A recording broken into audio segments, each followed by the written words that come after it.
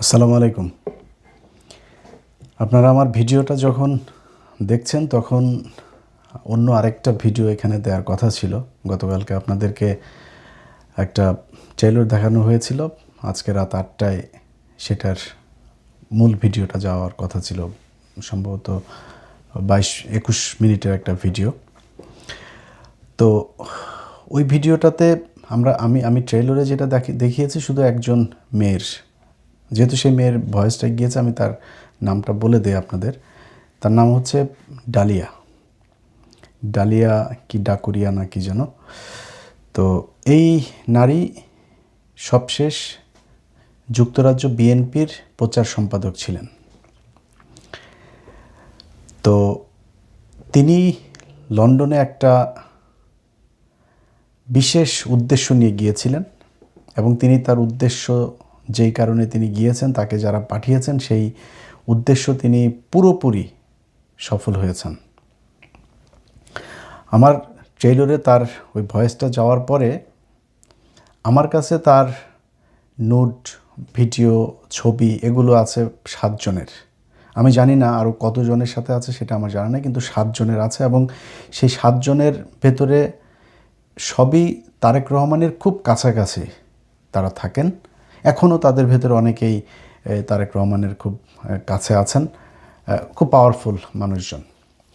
তো এই নারীকে ধরেন তারেক রহমান যাদেরকে বিশ্বাস করে, আমি একজন মানুষকে যদি বিশ্বাস করি, সে যদি আমাকে এসে বলেন যে হ্যাঁ এ আমাদের খুব ডেডিকেটেড, আমার দরকার, খুব ভালো, এই সে বলা, সে আওয়ামী লীগের একজন নেতার মেয়ে, তাকে তারেক রহমানের কাছে পরিচয় করানো হয়েছে। তিনি হচ্ছে শাহ মোয়াজ্জেমের খুব কাছের মানুষ, শাহ মোয়াজ্জেম তাকে চেনেন, তিনি খুব বিএনপি মাইন্ডের ফ্যামিলির মানুষ, এরকম বোঝানো হয়েছে। কিন্তু সে তারানা হালিমের সাথে পলিটিক্স করেছে, নাটক করত, তার বাবা আওয়ামী লীগ নেতা ছিল। তারপরে তার ওইখানে আমার ওই প্রোগ্রামে ছিল, সে তার এক বন্ধুর সাথে তার কিছু চ্যাটিং হোয়াটসঅ্যাপের ভেতরে, সেখানে তিনি বলছেন যে তাকে দিয়ে কি কি করানো হবে, এরকম অনেক কিছু মানুষের নামও, কাদেরকে টার্গেট করবে এরকম নামও সেখানে উল্লেখ করা আছে। তো এই নারীর যতটুকু গিয়েছে গতকালকের কয়েক সেকেন্ডের যে ভিডিওতে, সেটা দেখার পরে আমি আজকে সারাদিন ধরেন বহু এই গেল ৩ মাসে, ৩-৪-৫ মাসে যেসব বিএনপির অনেক মানুষজন আমার কাছ থেকে খুব দূরত্ব বজায় রাখতেন, তাদের ভেতরেও ২-১ জন ফোন করেছেন। কেউ কারোর ভাই, বন্ধু, খালা, এরকম নানান জনকে দিয়ে ফোন দিয়েছেন। একজনের পিএস ফোন দিয়েছেন। একজন নেতা সম্ভবত মদ টদ খায়া পুরা টাল হয়েছিল, ইলিয়াস ভাই কালকে তুমি কি দিবা ওইখানে, আমার কিছু, সরাসরি কোনো কথা নাই, আমার কি কিছু আছে ওইখানে। তা আমি তারা জিজ্ঞেস করলাম যে ভাই আপনার কিছু আছে নাকি, এরকম কিছু থাকার চান্স আছে নাকি বাইরে। আমার সত্যি কথা, তার কোনো কিছু ওই জায়গায় নাই, অথচ সে আমাকে এটা জিজ্ঞেস করছে। তখন আবার সে আবার বলল যে বলে না, আমি বল ও, সে বলতেছে যে আমি খুব, তুমি তো জানো আমি কত ডেডিকেটেড, হ্যাঁ তুমি দেখছো 2011-12 সালে আমি কতটুকু ডেডিকেশন, আমার কত নির্যাতন, আমি কিন্তু সত্যি সত্যি একজন খুব ত্যাগী একজন নেতা। আমি বললাম ভাই আমি তো সবই জানি আপনার ব্যাপারে। কয় না তুমি তো মাঝখানে আমার অডিও একটা দিয়ে দিলা। আমি বললাম অডিও দিছি কেন, তার 2 দিন আগে আপনি 71 নিয়ে জ্বালাময়ী এক ভাষণ দিয়েছেন। আমি তো ভাই আমার বক্তব্য তো পরিষ্কার, এই 71 নিয়ে ভাই 71-এ কে ভালো ছিল সব ভুলে যেন, 71 বাদ দিয়া এই দেশ সামনে যাইতে হবে। সামনে কেমনে যাওয়া লাগে, পৃথিবীর কোনো দেশে এই তাদের স্বাধীনতা, মানে বেশিরভাগ দেশই তো স্বাধীন হয়ে, আমেরিকাও স্বাধীন হয়েছে। আমি তো আমেরিকার স্বাধীনতার কথা, কে পক্ষের বিপক্ষের বহু পরের কথা, স্বাধীনতা নিয়েই কোনো আলাপ থাকে না। তো আপনাদের ভেতরে এত কামড়াকামড়ি থাকে, তো তারে বললাম আর কি। আমি বলছি ভাই আপনি নিশ্চিন্তে ঘুমান, আপনার কোনো কিছু নাই ওইখানে। এরপরে আরও বহু জায়গা থেকে ফোন টোন এসে, বহুত গুরুত্বপূর্ণ জায়গা থেকেও ফোন এসছে, অনেক বিএনপির বড় বড় নেতা। এখন সমস্যাটা দেখেন, সমস্যাটা হলো এই মহিলার সাথে যার যার আছে, আমার কাছে 7 জনের আছে, এরকম আরও কত 7 জনের তার সাথে আছে, হয়তো আমার কাছে আসে নাই। এই সবাই তো তাহলে তার কাছে ধরা। আপনি আমারে ভয় পাচ্ছেন যে আমি এখন এটা দেখাই দিব মানুষের কাছে। ভাই আমি দেখাই দিলে তো আপনি ওপেন হয়ে গেলেন যে ওকে ঠিক আছে, এখন দেখে ফেলছে, এখন আর ওর সাথে আমার কোনো সম্পর্ক নেই। বাট আমি যদি না দেখায় ওইটা গোপন থাকে, সেই মেয়ে যে আপনাকে ব্ল্যাকমেল করে সেটা আপনি সেখান থেকে উদ্ধার হবেন কিভাবে? তার তো একটা উদ্দেশ্য আছে, সে কোন দেশের গোয়েন্দা সংস্থা, কোন দলের সে এজেন্ডা বাস্তবায়ন করতে সেখানে গিয়েছে, সেগুলো যদি করে, এটা তো আমার দেশের জন্য বিশাল সমস্যা। এখন আমাদের এই নেতাদের চরিত্র যদি এইটা হয়, ভাই আপনার যদি বিয়ে করতে মনে চায়, আপনার ওয়াইফের সাথে যদি আপনার না হয়, আপনি আরেকটা বিয়ে করেন। দুইটা আল্লাহ তো আপনাকে সুযোগ দিয়েছে, এর চাইতে তো বড় কিছু নেই। আপনি সমাজে আপনাকে দেখাইতে হবে, হ্যাঁ আমি তো, আমার কোনো সমস্যা নাই, ভেতরে ভেতরে আপনি বিভিন্ন জনের কাছে আপনার বিচি বিক্রি করে দিয়ে বসে আছেন। এটা আমার দেশের জন্য সমস্যা। তারপরেও আপনাদের প্রতি শ্রদ্ধা দেখায়া আমি আজকে সেই ভিডিওটা দেই নেই। কিন্তু আমি কিন্তু জানি আমার এখানে যে কজন আছে, আমি তো জানি কে কে আছে সেইখানে। এটা শুধু একটা ইনসিডেন্ট, এর বাইরে আরও 2-3টা নারীর।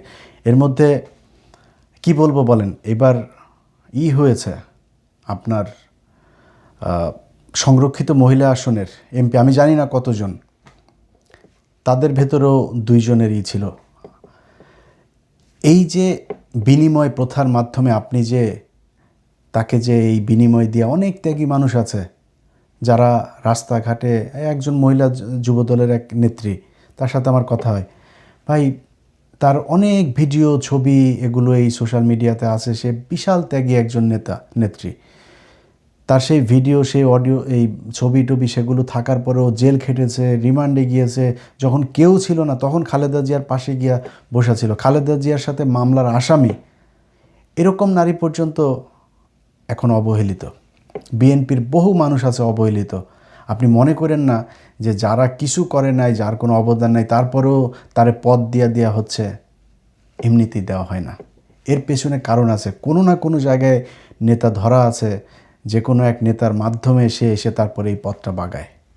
এখন এই যদি হয় আমার দেশের নেতাদের চরিত্র, তাহলে আপনি তো খালি আমারে ভয় পাবেন না, আপনি প্রথম আলোরে ভয় পাবেন, ডেইলি স্টারে ভয় পাবেন, আপনি ইন্ডিয়ান এজেন্সিরে ভয় পাবেন, এটা না হলে কিন্তু তোমার এটা ছাড়া দিব।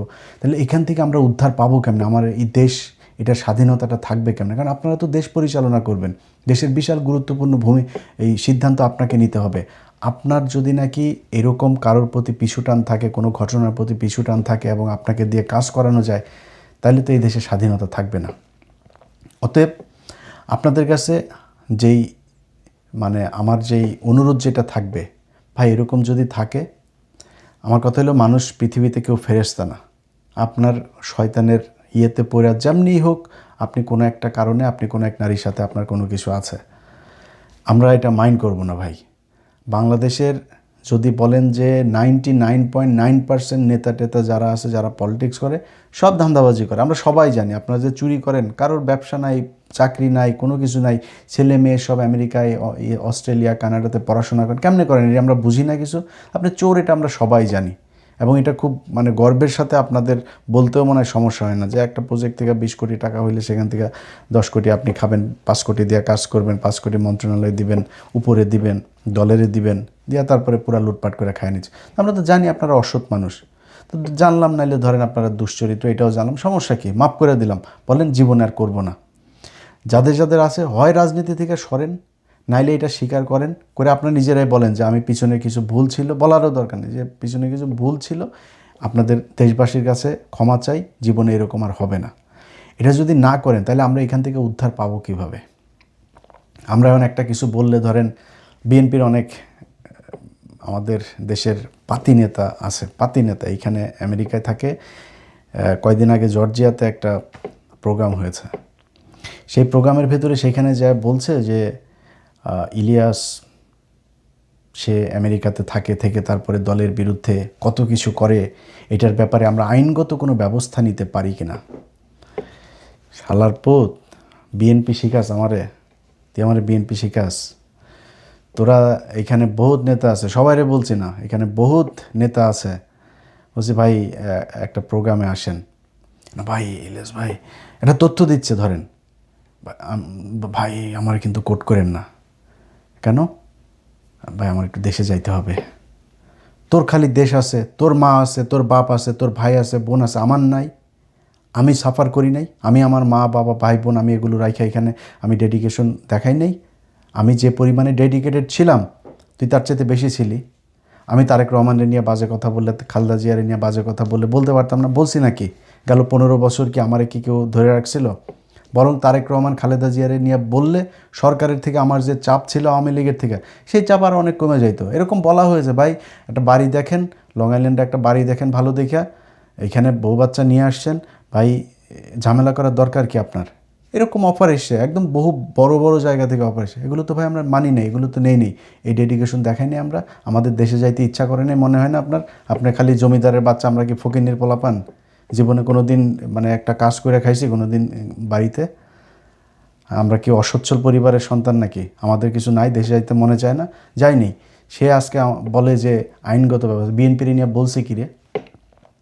বিএনপিকে নিয়ে বলছি কি এখন পর্যন্ত? নির্বাচনের আগে আমি একটা দলকে পছন্দ করতেই পারি, আমি একটা দলের পক্ষে কেন বলছি সেটা জানেন না? কোন পরিস্থিতিতে বলছি সেটা জানেন না? আপনার যারা বিএনপি করেন তাদের ভেতরে অনেকেই মনে মনে বুঝেন তো যে আপনি কেমনে কেমনে আপনাকে বঞ্চিত করা হয়েছে। তা আমি, আমার সমস্যা ইন্ডিয়ার ব্যাপারে, আওয়ামী লীগের ব্যাপারে আপনারা নমনীয়তা দেখিয়েছেন, আমি আপনার অপোজিশনের দলকে আমি সাপোর্ট দিয়েছি। তো এটা নিয়ে এত রিয়েক্ট করার কিছু নাই তো।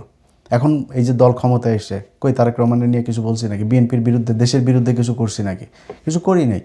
এগুলো সহজভাবে নিয়েন সবাই। ফারজানা রূপা আর ওই মুজাম্মেল বাবু হয়ে গেলে তাহলে তো তারেক রহমানও একদিন শেখ হাসিনা হয়ে যাবে।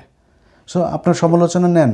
আপনার সমালোচনা যদি নাকি মনে করেন, এদিন সালাউদ্দিন সাহেব উনি সংসদের ভেতরে বললেন, খুব মানে টিপায়া টিপায়া তারপরে বললেন কি যে এখানে আইনমন্ত্রী আছেন, আইনমন্ত্রী বিষয়টা দেখবেন। যারা সোশ্যাল মিডিয়াতে শুধু দেশের, মানে একদম সরাসরি আর কি নামটা খালি ধরে নেয়, নাম বলতে চাই না, নাম বললে আবার গালাগালি করবেন। কিছু লোকজন আছেন দেশের বাইরে, দেশের ভেতরে, তারা সোশ্যাল মিডিয়াকে ব্যবহার করে আমাদের। আচ্ছা সালাউদ্দিন ভাই, আপনারে আমি গালাগালি করি নাই তো, আপনারে বরং পিনাকি ভট্টাচার্য আপনার গালাগালি করে নাই। আপনার নাম হয়েছে শিলং সালাউদ্দিন, আপনার নাম হয়েছে সালাউদ্দিন। কেন হয়েছে আপনি একটা জবাব দিয়ে দেন। আপনি কেন দেশে আসার পরে এই গুম কমিশনে যায় আপনি রিপোর্ট করেন নাই? আমার পোস্ট করার 2 দিন পরে যায় কেন আপনাকে এই গুম কমিশনে যাইতে হইল? আপনি কেন এস আলমের গাড়িতে চড়ে বাড়িতে ফিরলেন? আপনি কেন ইউনাইটেড গ্রুপকে আপনি শেল্টার দেন? এগুলো জবাব দেন। এগুলো জবাব দিলেই তো হয়ে যায়। আমরা তো আপনার বিরুদ্ধে, আপনার আজকে সোশ্যাল মিডিয়াতে ব্যবহার করে আপনাকে নাকি খুব খারাপ কথা বলে ফেলছে।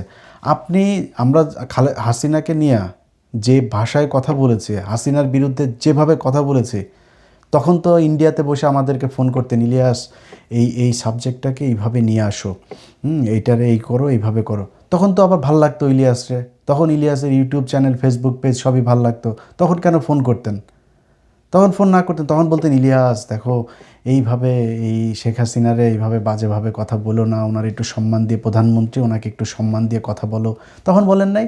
এখন সোশ্যাল মিডিয়া আপনার হয়ে গিয়েছে ভাই, মানে এত দ্রুত বুক পুষা ফেলে। আপনার সাথে সালাউদ্দিন ভাই, আপনার সাথে আমার ব্যক্তিগত কোনো সমস্যা নাই তো। আপনার আমি সম্মান করতাম, প্রচণ্ড সম্মান করতাম। বহুত ব্যস্ততার ভেতরেও আপনি কখনো ফোন করলে আমার ফোনে পান নাই, এরকম খুব কম হয়েছে। তা আপনার সাথে আমার এত ভালো সম্পর্ক খারাপ হইল কেন? আপনি নিজেকে বিক্রি করেছেন, আমি ইলিয়াস হোসেন বিক্রি হই নাই কারোর কাছে। এই জন্য আপনার সাথে আমার এখন সমস্যা হয়েছে। এখন আপনার সমালোচনা শুনতে ইচ্ছা করে না। আপনাদের সব কিছু এখন বিরুদ্ধে যায় কেন? আপনারা কেন এই হাদির বিরুদ্ধে চলে যান? আপনারা কেন হ্যাঁ ভোটের বিরুদ্ধে চলে যান? আপনারা কেন আওয়ামী লীগ বিএনপি ভাই ভাই হয়ে যান? আপনারা কেন এই এস আলমকে আবার ফের ব্যবসা করার জন্য, আপনার দেশের ভেতরে প্রতিষ্ঠিত করার জন্য আপনারা কাজ করেন কেন? এত কিছু আপনার জনগণের বিরুদ্ধে যায় কেন? এটা আমি একা না তো, সারা দেশের মানুষ। একটু চোখ কান বুইজা খালি বট টট বললে হবে না। এগুলো সেম কথাগুলো আওয়ামী লীগ বলতো, বট বাহিনী, এরা এই সোশ্যাল মিডিয়াতে আসে, বাস্তবে নাই। জুলাইতে দেখিয়ে দিয়েছে না বাস্তবে আছে কি নাই। অতএব আপনাদের প্রতি আমাদের কোনো ক্ষোভ নাই। এই যে আজকে যেই সম্মান দেখাইলাম না, এই সম্মান কেন দেখিয়েছি? এই সম্মান দেখানোর একমাত্র কারণ, আমাদের মনে হচ্ছে যে তারেক রহমান ঠিক লাইনে আছেন। তারেক রহমান বাংলাদেশের সার্বভৌমত্বের প্রশ্নে তিনি আপোষহীন। খালেদা জিয়া যেই রাস্তায় ছিল তিনি সেখানেই থাকবেন। অনেক কিছু এদিক ওদিক আমার আগের ভিডিওগুলোতে আমি বলেছি, ওই বিস্তারিত ওই আলাপে যাচ্ছি না। সেই জন্য মনে করি যে ঠিক আছে, ওই জায়গাটা যদি ঠিক থাকে তাহলে সব ঠিক। আমার এই আজকের যে অনুষ্ঠানটা যাওয়ার কথা ছিল, সেখানে আমি এই জিনিসগুলো বলেছি। আমি বিশ্বাস করেন ওইখানে ইভেন ওই কয়েকটা অডিওর মাঝখানে হয়তো অডিওগুলো শুনলে নাম টাম চলে আসে, এরকম কিছু জায়গা আমি তাও ওইখানে সেন্সর করে দিয়েছিলাম যাতে নামগুলো শোনা না যায়। রানিং 2জন মন্ত্রীর নাম আছে সেখানে। তারপরে লন্ডনে থাকা তো 7জন মানুষের মধ্যে 6জন হচ্ছে লন্ডনে থাকতো, এবং তাদের সাথে তারেক রহমানের খুব ভালো সম্পর্ক। এটা তো খুব ঝুঁকিপূর্ণ, তাদেরকে দিয়ে তো তারেক রহমানকে অনেক বড় ক্ষতিও তো করাইতে পারে, কারণ এই জিনিস যদি হাতে থাকে সে বাধ্য হবে তারেক রহমানের কোনো ক্ষতি করতে। আমরা সেই জায়গাগুলোই চেয়েছিলাম যে এইটা যদি আমি দেই তাহলে অন্য নেতারা হবে, এবং কিছু কৌশলও সেখানে বলা ছিল এই জায়গাগুলো আমি করব।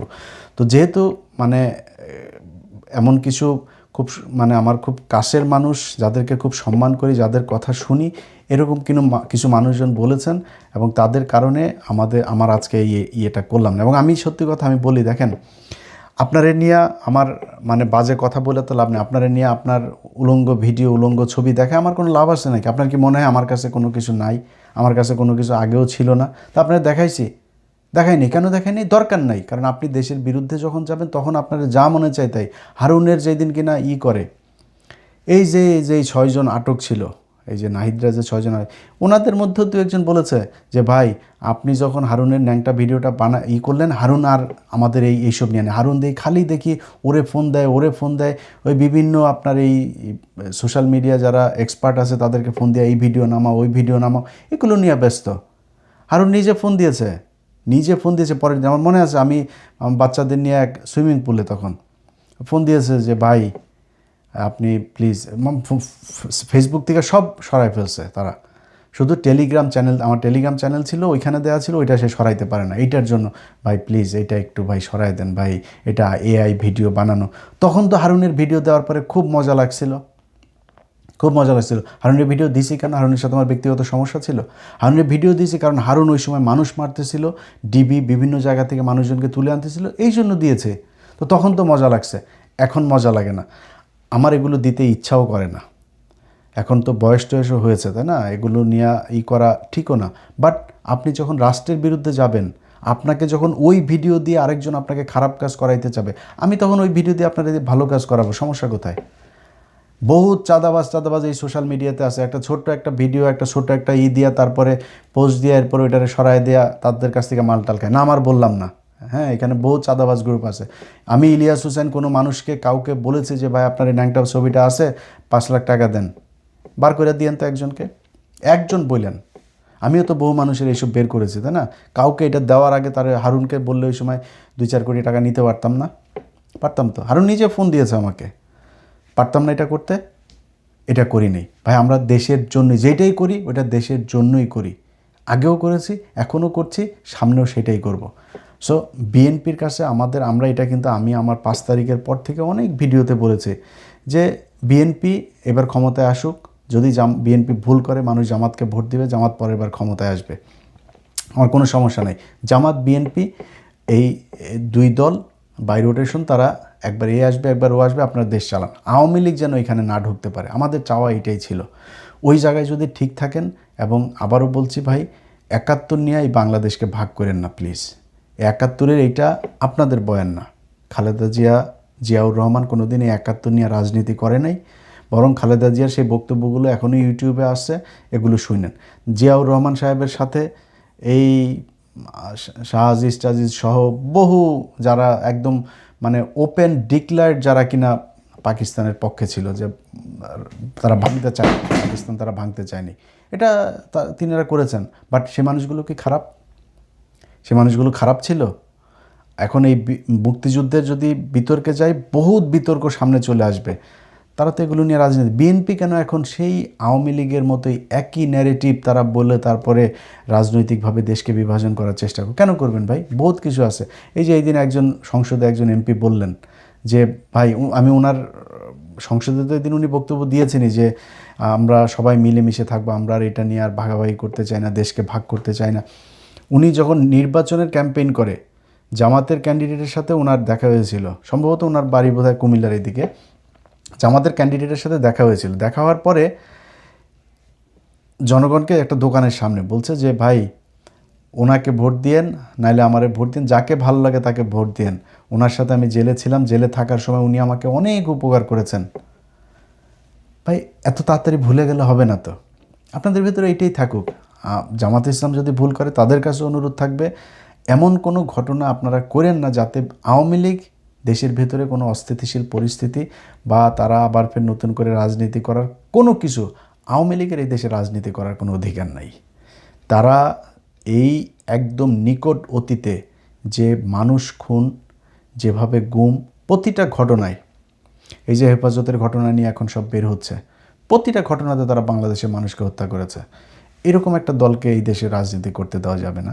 এই জায়গায় ঠিক থাকেন, আপনাদের কারোর প্রতি কোনো থাকবে না, কোনো ধরনের থাকবে না আপনাদের কাছে। ভাই আমি চাইতেও যাব না যে ভাই আমার এই দিন, এই যে আমার বাংলা এডিশন বন্ধ করে রাখছেন আপনি পোর্টাল, বাংলাদেশের বন্ধের আপনাদের কাছে এখনও আমি সরকারের কাছে মানে বলিও নাই যে ভাই আমার করছেন, কারোর কাছে কোনো কমপ্লেন নেই, আপনারা তো বন্ধ করেন নাই, সো আপনাদের কাছে কোনো কমপ্লেনও নাই, কমপ্লেন করিও নেই। নিজের ব্যক্তিগত ব্যাপারে, আর্থিক ব্যাপারে ভাই আমরা কিছু করি নাই, আমরা এই দেশের কাছে কিছু পাই না, কোনো কিছু এখন পর্যন্ত কি কোনো কিছু, এই যে একটা সরকার গেল, কেউ বলতে পারবে যে কারোরে বলছি যে ভাই করে তারপরে এটার জন্য ভাই কিছু টাকা দিতে হবে, কারোর বলছি নাকি? কোনো পলিটিশিয়ানের কাছে চাইছি? আমরা চাই নেই, সামনেও চাবো না। শুধু চাই এই দেশটা ভালো থাকুক, এবং যে পরিস্থিতিতে এখন আছে, সত্যি কথা বলি যে